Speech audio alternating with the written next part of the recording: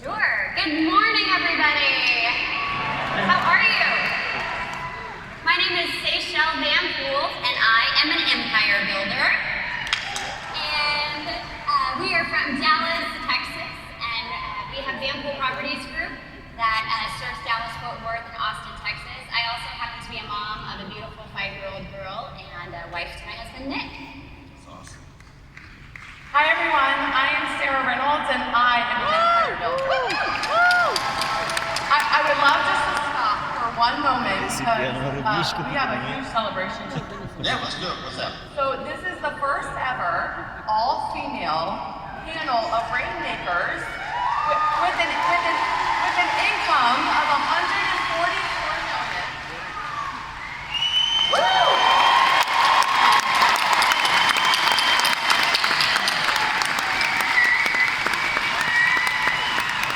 And that's why KW is the #1 workplace for women. Yes. Right? Yes, it is. So a combined net income on the stage of $144 million, not volume, million. And like Seychelle said, we are the place for women, and we just broke a ceiling, guys. Yeah. Did it. So I'm Sarah Reynolds. I'm out of the DC metro market, also service Richmond, Virginia, as well as West Virginia. And I'm also a proud wife, as well as a mother of 3 beautiful children, and I'm so honored to be here. I am Wendy Papazan, and I am an empire builder. I run the Papazan Properties Group, which our hub is in Austin, and we have locations in Dallas, Houston, and Minneapolis, Minnesota. And I'm also the co-founder of Amplify, which is our organization with these ladies, which is our organization that helps women amplify their lives and businesses.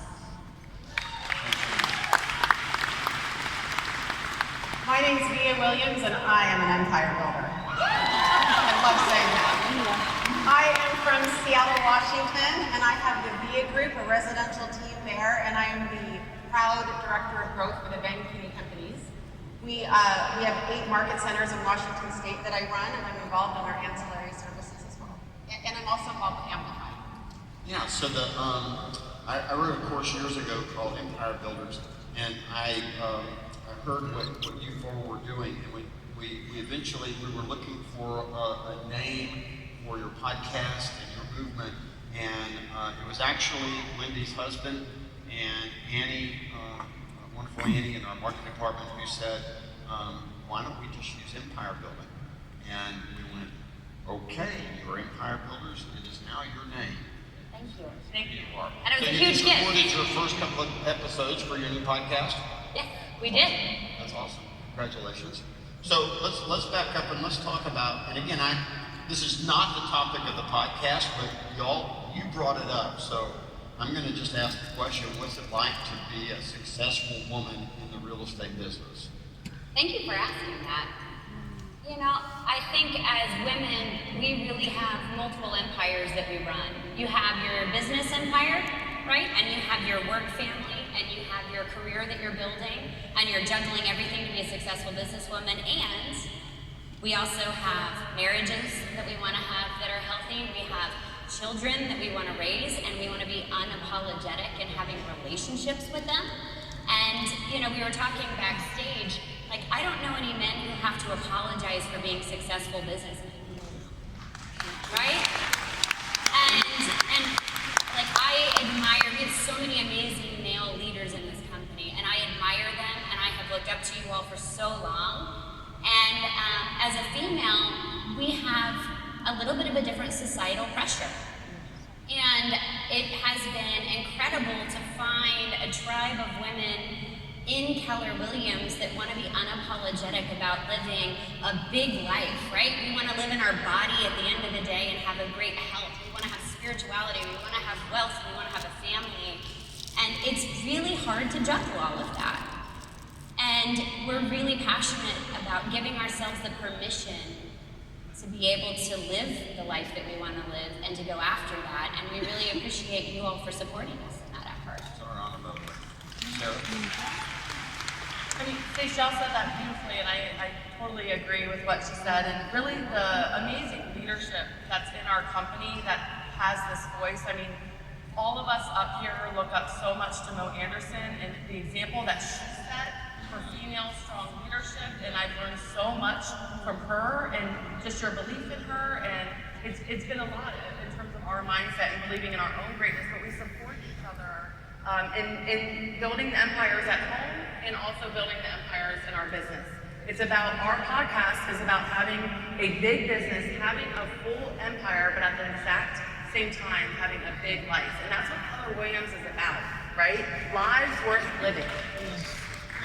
It's interesting, and I say this with great affection, that when I brought in an individual, Alfie Osborne, into our company back in the 80s, just starting, I didn't realize that I was actually bringing in my second mom, right? Someone who actually helped raise me as a business person. Pretty incredible. And she's an amazing woman. Yep, no question. Amazing business person. Yeah. Well, I think it can be lonely, actually. That's what it means to be an empire builder, I be a stopped woman. listening when I sang. The reason I brought that up was, as much as I loved the men that I brought in the early days, she was raising me. She's amazing. Yeah. She's amazing. Well, I think it can be lonely. And, several years ago, I was really seeking community. And I know you always say sometimes you're going to have to get on a plane to see your best friends. And I thought I could find it in Austin, Texas. So I joined an organization. I paid $7,000 to join the organization. It's for people in Austin making more than $1 million in their business. And I joined, and of the 150 members, 11 of them were women. And I just didn't feel like it was my tribe, really. And so I started to look around to see who I could meet, connect with, and so for me, honestly, creating my own tribe, and like Sarah said, one of the most amazing and most incredible things about Keller Williams is the network of people. If you are the sum of the 5 people you spend the most time with, I mean, this network is so amazing. Yeah, and Gary, what it did for me, my story is a little bit different in that it meant for me, I gave birth to 3 beautiful kids in my 30s. It meant I didn't start any of this till 42. That's what it meant for me. So it just meant that, in a young company and in a young world, I have a big birthday coming up next week that I can't even say the number of. And it just means that that I started a little later because we have a different cycle. We have different timing. Sarah Reynolds, you guys, 10.1 million in GCI last year, had a baby, took 2 months off. And the fact is that guys can choose to do that. Biologically, women, we do need to take time off, when that happens. And so there are differences, and the other thing, Gary, is there's not differences. We still have the same business challenges, and I don't ever want, empire building to be just about women. This is about empire building. What I think is different about what we're going to do and what we talk about is we are going to emphasize the bigger lives part. Big businesses, yes, and bigger lives. I'm getting on a plane tomorrow to go to the Maldives and Dubai. That's a big life, right? And so that's what this is all about. Yeah. So how do you do that? So just out of curiosity, how do you juggle all of that? You've always used the phrase with us, counterbalance. And I think particularly with family and having a young child, right? I started in Keller Williams, and you actually said something to me in our mastermind group when I was probably 25. And you said to me, we were sitting in the room, and I was talking about everything that I had on my plate at the time. And you looked at me and you said, we were talking about being overworked, overtired, right, and exhausted. And I was new into real estate. I was 5 years in, and we had had a lot of success, and I hadn't taken any time off.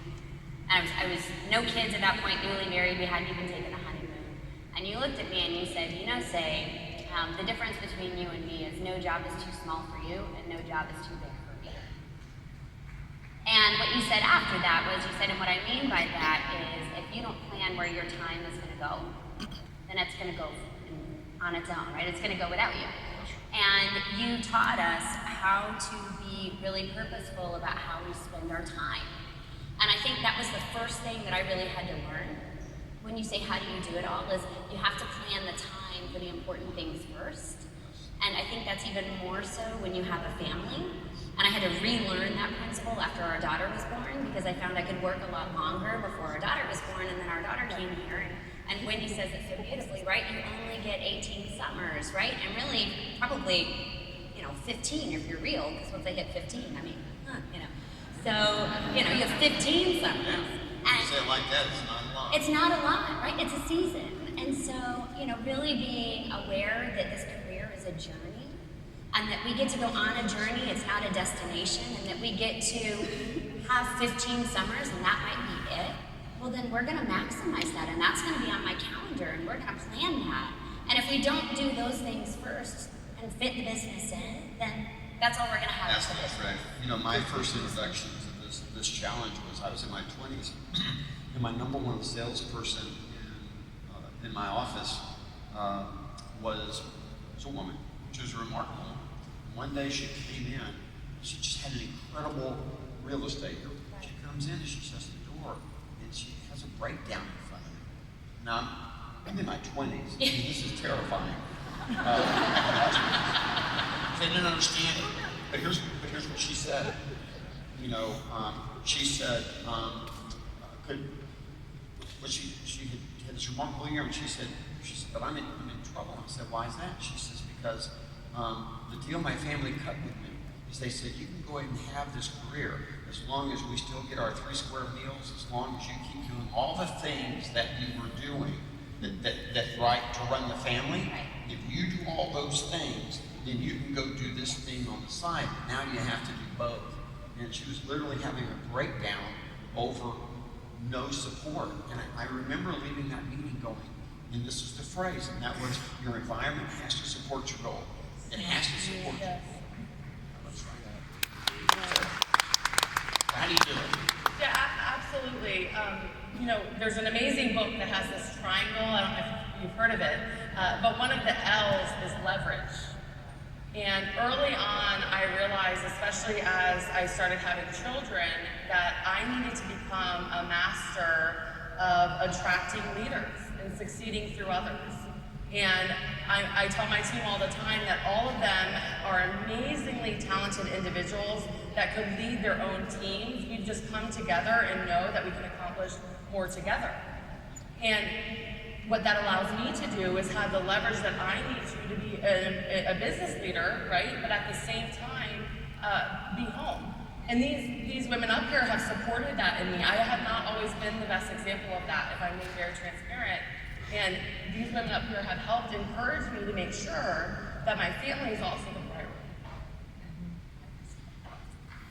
So learning leverage and ensuring that we're leaning into leverage. And then the other piece that's really important is, I have learned so much from everyone, all the leaders in Keller Williams, right?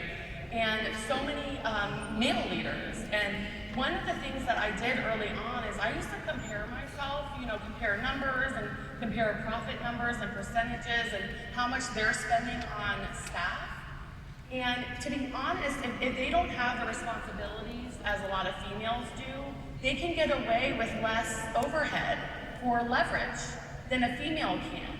And what I figured out early on is that after making the mistake of sort of comparing and things like that, and comparison is the thief of joy, guys.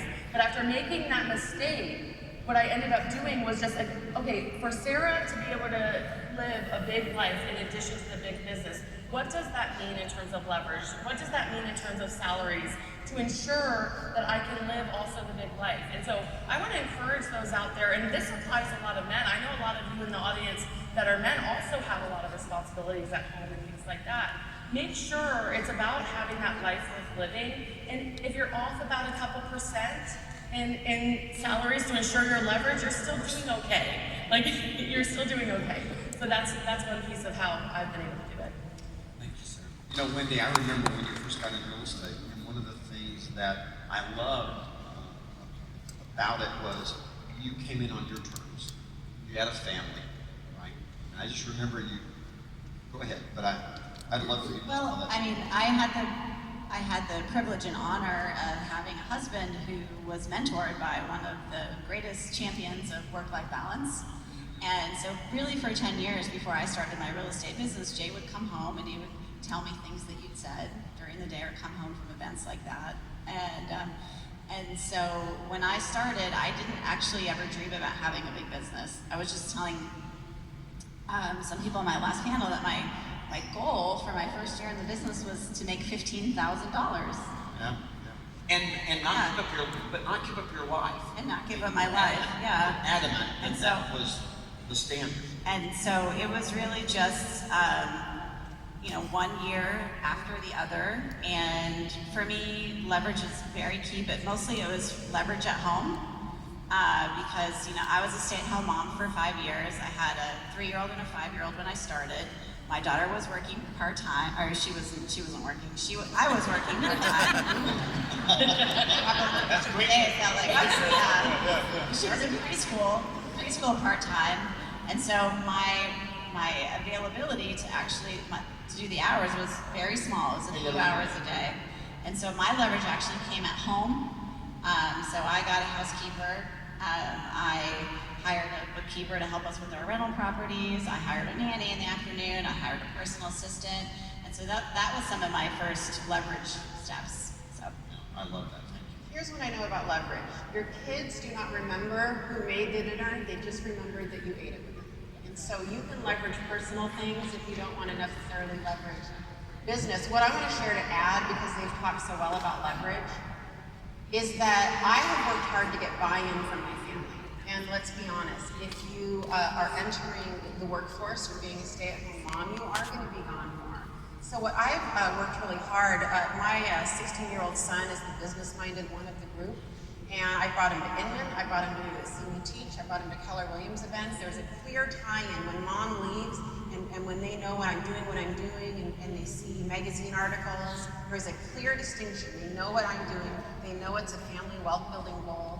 They understand it, and I just want to remind everybody in here to bring your kids into your family vision, just like we bring our teams and our companies into our company vision. Don't forget to bring it home and to be that leader at home. and I would just